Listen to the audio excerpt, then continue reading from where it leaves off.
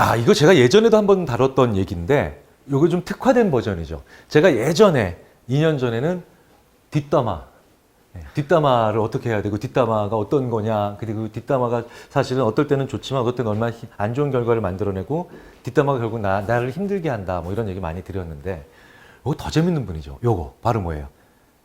제가 이전에 한번 언급드렸죠. 남의 말 옮기는 거. 남의 말 옮기는 거 좋아하는 분들. 이거 병이냐 아니냐 뭐 이런 얘기 있잖아요. 꼭 어디 가면 내가 했던 얘기 딴 데서 들리게 만드는 분들. 그쵸? 근데 그분들은 어떤 분들이냐, 그리고 도대체 왜 그러느냐라고 질문을 많이 주시는데요. 남의 말 옮기는 거 좋아하시는 분들의 가장 중요한 특징 중에 하나가 사실은 자기가 하고 싶은 얘기를 어디서든지 뽑아내고 싶은 얘기인 거예요. 그러니까 이분들은요, 남의 말 옮기는 거 좋아하는 분들은 남의 말을 다 옮기는 게 아니에요. 확률적으로는 가장 높은 유형의, 높은 빈도의 유형은 이런 분들입니다. 이렇게 제 앞에 만약에 이렇게 8분이 계신다고 했을 때, 저 일단 만나봐요. 만나봤는데 이 사람이 내가 하고 싶은 얘기를 해요. 그러면은 나머지 7사람 안 만나요. 그럼 바로 옮겨요. 그런데 첫 번째 분, 두 번째 분, 세 번째 분, 네 번째 분, 다섯 분이 계속 자기가 생각하고 있는 것과 안 맞아. 안 맞는데 7번째 어느 분이 자기가 생각하는 걸 딱 만나.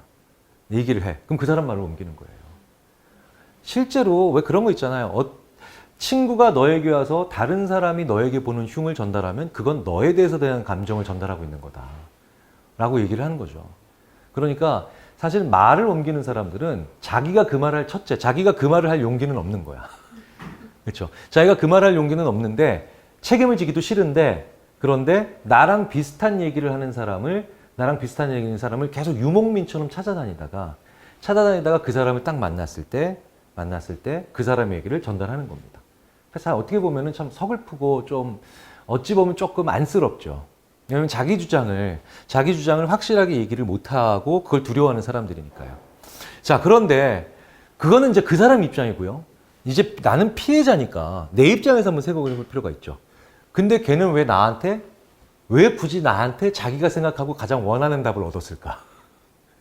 그렇죠? 이걸 한번 생각해 볼 필요가 있다는 거예요. 그 점에 착안한 연구들을 하는 사람들이 있다는 겁니다. 이렇게 꼭 와가지고 내 생각 어떤지 묻고 있고, 꼭 내가 보는 거 있고, 그리고 말을 옮기는 것도 그렇지만 또 심지어 이런 분들도 계셔. 끊임없이 자기 의견을 내놓지 않고 나한테 물어봐. 계속해서 뭐. 그리고 이런 분들 가끔 또 이런 분들 계세요. 내가 물건 사면 그걸 따라 사기도 하고. 그런데 이렇게 끊임없이 그것에 대한 다른 사람의 생각이 이렇게 하면서 나의 생각이 어떤지 묻는 사람. 쉽게 말하자면 간 보는 사람들. 이게 간을 보는 사람들은 어떤 사람인 겁니까? 쉽게 말하자면 지지받고 싶은 사람이에요.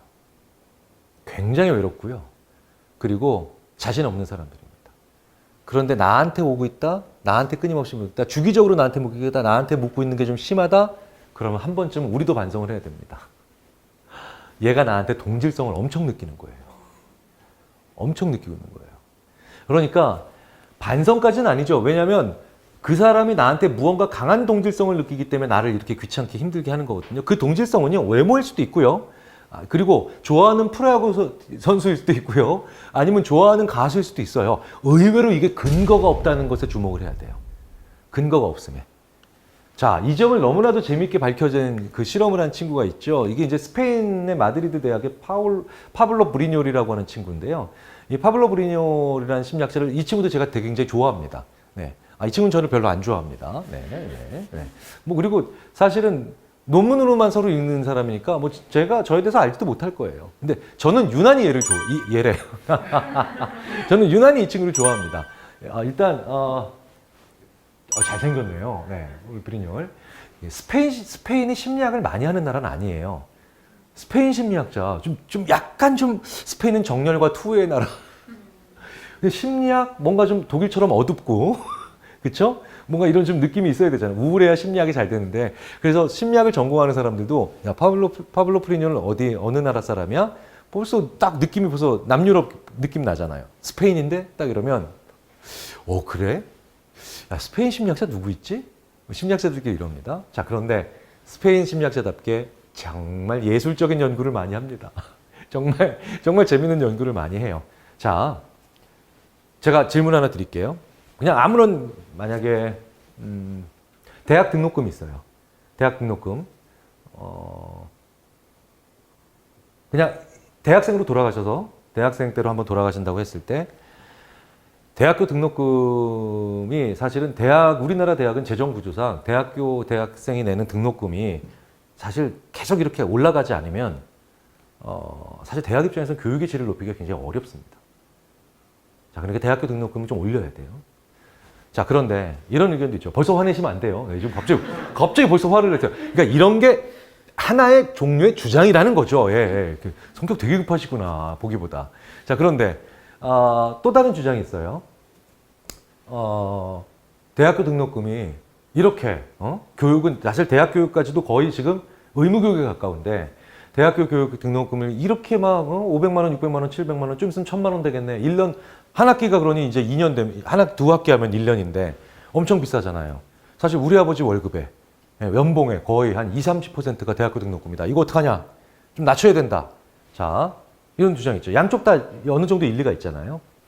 어느 쪽 의견에 더 동의하십니까? 첫 번째, 좀 더 올려야 된다. 교육의 질을 높이기 위해. 두 번째, 가계부담이 너무 크기 때문에 내려야 된다. 두 번째요. 네. 여기 계신 분은 전원 다 두 번째로 의견을 가실까봐. 혹시, 난 졸업 이미 했어. 괜찮아. 그러니까 좀 올려야 돼. 교육의 질. 내가 받았을 때 교육의 질이 너무 낮았어. 죄송합니다. 그럼 제가 죄송한 거고요. 제가 대학에 있으니까. 혹시 그렇게 생각하시는 분 안 계세요? 아무도 안 계세요? 자, 그럼 대부분 낮춰야 된다에 동의하시는 거잖아요. 자, 근데 제가 부탁을 드려요. 오늘부터 올려야 된다라고 주장해야 된다. 올려야 된다라고 부탁하는 거예요. 그럼 내가 가진 주장에 안 맞는 일이 있죠. 내가 가진 주장에 안 맞는 주장을 하셔야 되죠. 그렇죠? 근데 이게 핵심이 뭐냐면 근데 심리학의 꽤 많은 연구 결과가 내 주장과 안 맞고 내 태도와 안 맞는 주장인데도 어느 정도 하다 보면 주장이 바뀌어 막 거기에 맞게. 그런 경우 있잖아요. 그런 경우 있잖아요.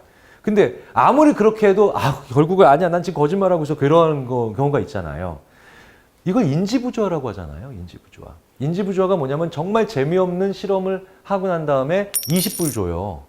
거짓말하라 그래요. 그 다음에 다음 학생한테 이거 재밌다고 거짓말해달라고. 그 다음에 두 번째가 뭐냐면 1불 주고 거짓말해달라 그래요. 똑같이 재밌다고. 그럼 어떤 학생들은 다음 학생한테 이게 재미없는 걸 하고 난 다음에 20불 받고 거짓말하고 재밌다고 1불 받고 거짓말합니다. 일주일 후에 찾아가요. 일주일 찾아가고 난 다음에 이렇게 얘기합니다. 진짜 그거 재밌었냐고. 그러면 20불 받은 학생들은 20불 받고 거짓말 학생들은 미쳤냐 그게 재밌게? 정신 못 차리고 있지. 근데 1불 받은 학생들은 의외로 재밌던데요. 이거 묘미가 있었어요. 말도 안 되는 얘기를 해요. 그게 생각이 바뀐 거죠. 원래 자기가 가지고 있던 태도 다 양쪽 다 이렇게 재미없는 걸 왜 해야 되나. 근데 이게 왜 그렇겠어요?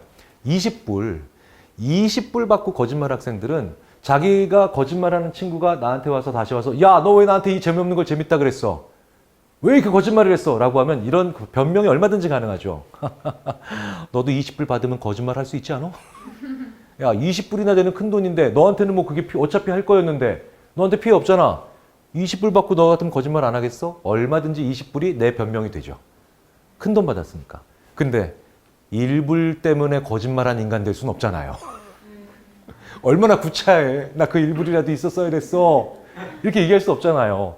그러니까 1불 받고 거짓말할 수는 없잖아요. 그러니까 뭘 바꿔요? 그건 못 바꾸니까 1불 받았다는 사실은. 그러니까 내 주장을 바꾸는 거예요.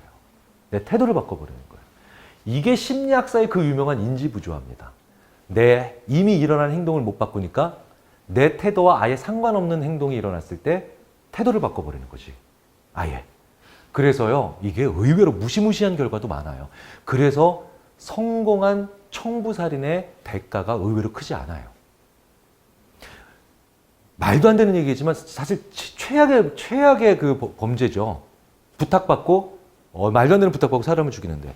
근데 의외로 이걸 수사 쪽에서 같이 범죄 쪽, 심리 쪽 그 분야 전문 연구자들과 같이 보면 우리는 상상으로 이러잖아요. 100억을 줘도 내가 살인 안 한다. 당연하죠. 근데 1000억 받았나 그 사람들은? 아니에요. 500만 원. 근데 왜 그렇겠어요? 이 500만 원이라는 적은 돈을 받고 내가 아무 생각 없이 오케이 알았어 내가 그놈을 해칠게. 라고 생각했는데 이게 말이 안 되는 거야. 내가 어떻게 500만 원 받고 사람의 목숨을 빼앗아요? 말이 안 되는 거죠. 그러니까 태도를 어떻게 바꾸는지 아세요? 더 적개심을 키워요. 그래야 내 행동이 말이 되는 거야. 얘가 진짜 나쁜 놈이 돼야 되는 거야. 얘가 정말 비열한 놈이 돼야만 내 500만 원 받은 행동이 그제서야 정당화되는 거죠. 그래서 진짜 교활한 인간들이죠. 살인교사. 살인보다 더 나쁜 게 살인교사죠. 진짜 못된 인간들. 그 중에서도 제일 지능적인 인간들은 의외로 크지 않은 돈으로 사람에게 슬쩍 남을 해치라는 부탁을 해놓고 그 효과의 크기를 노리고 있습니다. 이런 인간들 다 잡아서 어떻게든 그냥 하여튼 처단을 해야 돼. 그렇죠? 자, 이 얘기는 무슨 얘기냐? 사람이 자기 주장과 다른 주장도 얼마든지 할 수 있다는 얘기죠. 생각을 많이 바꿀 수 있다는 얘기예요. 그런데 이 실험을 응용한 거야. 약간 변형한 거야. 파블로브는 그래서 재밌는 친구죠. 그런데 그 인지부조의 효과, 자기 생각을 바꾸는 효과 있죠. 그 효과가 어디에서 제일 극대화되는가를 봤더니 어디에서 되는 걸 봤더니 실제로 내 주장을 얼마나 확실하는가. 그렇죠? 내 주장 자체를 확신할 때는요. 원래 내가 가지고 있는 주장을 확신할 때는 타인, 그렇죠? 타인에게도 자꾸 얘기를 할 때 내가 이거 타인에게도 얘기를 하니까 내가 주장에 확신이 있는 거구나. 나 굉장히 세게 얘기할 수 있구나. 속으로만 얘기하면 뭐예요? 내가 확신이 없는 거잖아요. 그러니까 맨 처음에 얘기했을 때 이야기를 자꾸 옮기는 친구들 중에 나한테는 확신이 없는데 나를 통해 듣고 싶은 애들, 이런 사람들이 그 타인이 바로 난 거예요. 그러니까 자꾸 나를 하고 내가 타인인 거예요. 그러니까 나의 얘기를 자꾸 옮긴다, 나의 얘기를 자꾸 옮긴다라고 하는 건 얘가 나를 이용하는 거죠. 타인에게도 자기 주장을 얘기할 수 있도록 자기를 만드는 것과 똑같으니까요. 그런데 이게 또 다른 게 있어요. 어떤 타인을 설득하고 있을 때, 어떤 타인에게 얘기를 하고 있을 때 자기 주장이 확신이 올라가는가를 보면 또 전혀 다른 거예요. 무슨 얘기냐? 나랑 비슷한 사람, 취미가 비슷한 사람. 그러니까 나랑 아무 상관이 없어. 나는 만약에 예를 들어서 스포츠를 좋아하는데 얘는 독서를 좋아해. 동질성이 떨어지죠? 그리고 나는 예를 들어서 굉장히 보수적인 성격인데 얘는 개방적인 성격이야. 성격이 다른 거죠?